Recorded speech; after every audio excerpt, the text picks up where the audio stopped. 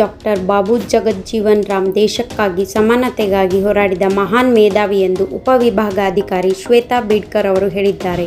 ಜಮಖಂಡಿ ನಗರದ ತಹಶೀಲ್ದಾರ್ ಕಚೇರಿಯ ಸಭಾಭವನದಲ್ಲಿ ಮಾಜಿ ಉಪಪ್ರಧಾನಿ ಹಸಿರು ಕ್ರಾಂತಿ ಹರಿಕಾರ ಡಾಕ್ಟರ್ ಬಾಬು ಜಗಜ್ಜೀವನ್ ರಾಮ್ ಅವರ 118ನೇ ಜಯಂತಿ ಕಾರ್ಯಕ್ರಮದಲ್ಲಿ ಅವರು ಮಾತನಾಡಿದರು. ಡಾಕ್ಟರ್ ಬಾಬು ಜಗಜ್ಜೀವನ್ ರಾಮ್ ಅವರ ಕುರಿತು ಅನೇಕ ವಿಚಾರಗಳನ್ನು ಹಂಚಿಕೊಂಡರು.